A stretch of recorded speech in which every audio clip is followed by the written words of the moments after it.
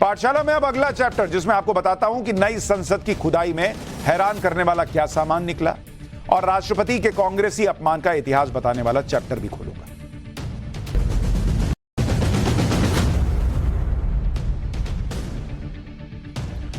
अट्ठाईस मई को भारत को नई संसद मिलने जा रही है।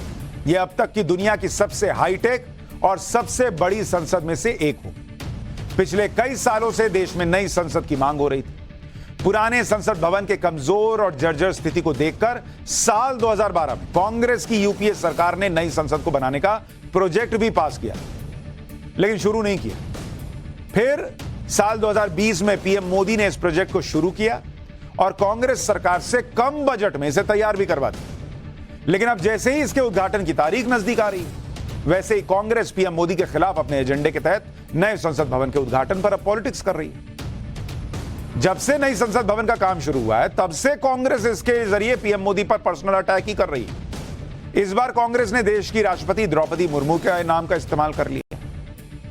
नए संसद भवन के उद्घाटन को लेकर कांग्रेस नेता और पूर्व सांसद राहुल गांधी ने ट्वीट किया। लिख रहे हैं कि नए संसद भवन का उद्घाटन राष्ट्रपति जी को ही करना चाहिए, प्रधानमंत्री को नहीं। यह राहुल गांधी लिख रहे हैं। डालिए ट्वीट, दिखाइए लोगों को। यह वही कांग्रेस है जिसके कुछ नेता कुछ समय पहले तक बतौर राष्ट्रपति उम्मीदवार द्रौपदी मुर्मू को लेकर न जाने कैसी कैसी बातें कर रहे थे। कांग्रेस के कई नेताओं ने उन्हें अपमानित करने के लिए बुराई का प्रतीक और चमचागिरी करने जैसे शब्दों का इस्तेमाल कर दिया। और आज जब एक बार फिर नरेंद्र मोदी पर अटैक करना है, तो वही कांग्रेस राष्ट्रपति द्रौपदी मुर्मू के नाम का इस्तेमाल कर रही है कि अरे देखिए, राष्ट्रपति जी से कराना चाहिए उद्घाटन। यह वही कांग्रेस है जो अपने दौर में राष्ट्रपति को कुछ जैसे समझती ही नहीं थी। कांग्रेस ने किस तरह देश के कई राष्ट्रपतियों का अपमान किया, आज उसका चैप्टर भी खोलूंगा। आपको जानना चाहिए कि ये लोग कितना वाकई राष्ट्रपति के पद का सम्मान करते हैं। जिस कांग्रेस ने राष्ट्रपति पद की गरिमा को कई बार अपमानित किया, वो आज अपनी राजनीति के लिए राष्ट्रपति की गरिमा पर ज्ञान दे रही। वैसे कांग्रेस किसी न किसी बहाने से संसद भवन के निर्माण को लेकर नरेंद्र मोदी के पीछे पड़ी ही हुई है। जैसे आपको याद होगा, नए संसद भवन की आधारशिला रखने के टाइम कांग्रेस के नेता कह रहे थे कि मोदी देश के पैसे की बर्बादी कर रहे हैं। फिर कहा कि नरेंद्र मोदी तो अपना घर बनवा रहे हैं। नहीं याद है, बोल रहे थे कि मोदी जी का बंगला बन रहा है। पिछले साल जब पीएम मोदी ने नए संसद भवन की छत का पर विशाल राष्ट्रीय चिन्ह अशोक स्तंभ का अनावरण किया, तो कांग्रेस के नेता बोलने लगे कि मोदी जी ने अशोक स्तंभ के शेरों का स्वरूप बदलवा दिया। अब हिंसक शेर लगा दिए हैं, जैसे शेर निकल के काट ही लेगा। फिर कांग्रेस के जब ये सारे हथकंडे फेल हो गए, तो अब उद्घाटन को लेकर कह रहे हैं कि नए संसद भवन का उद्घाटन पीएम मोदी से नहीं बल्कि राष्ट्रपति जी से करवाओ। अरे भाई, देश की नई संसद है। पहले कहे मोदी जी का बंगला बन रहा है, तो आपके हिसाब से मोदी जी का बंगला बन रहा है तो मोदी जी कर रहे हैं उद्घाटन, फिर बैठिए शांति से। लेकिन अब बोलना पड़ रहा है कि संसद भवन बन रहा है, तो अब क्या करें? मोदी जी संसद भवन का उद्घाटन कर देंगे तो इनको लगता है 2024 का चुनाव जीत जाएगी। तो अच्छा, एक काम करो, राष्ट्रपति जी का नाम ले आओ, राष्ट्रपति जी से कराना चाहिए। भाई, ये नई संसद है, अकेले पीएम मोदी या बीजेपी के सांसद नहीं बैठेंगे, आप भी बैठोगे, पूरा कांग्रेस विपक्ष सब बैठेगा। इसमें सभी सांसदों की सुविधाओं को ध्यान में रखकर बेहतर तरीके से काम करने की व्यवस्था की गई। लेकिन नहीं, पॉलिटिक्स चल रही है। नए संसद भवन को लेकर क्या नियम है, यह आगे बताऊंगा, लेकिन उससे पहले यह बता देता हूं कि कांग्रेस ने अपने दौर में किस तरह देश के कई राष्ट्रपतियों का अपमान किया था। और शुरुआत इंदिरा गांधी के दौर से करता हूं। भाई, इतना राष्ट्रपति जी का सम्मान है तो जरा इनका इतिहास भी जानना चाहिए ना।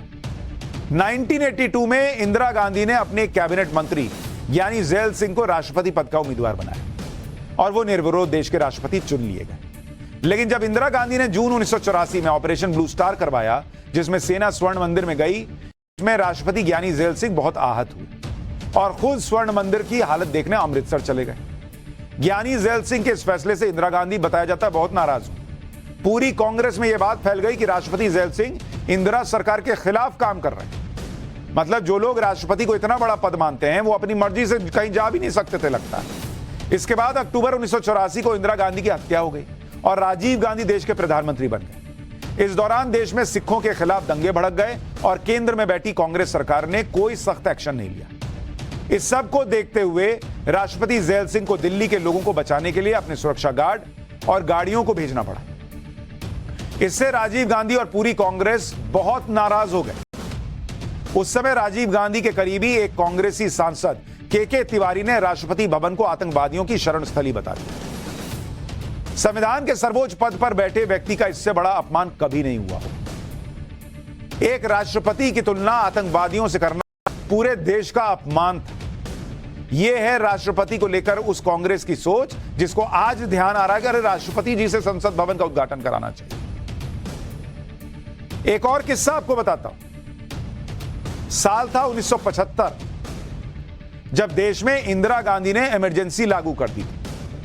रातों रात सब बदल गया था। देश में तानाशाही शुरू हो गई।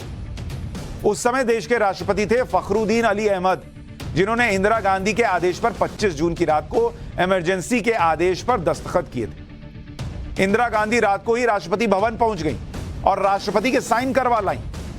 तब उनकी आलोचना में इंडियन एक्सप्रेस में छपा एक कार्टून बहुत चर्चित हुआ था।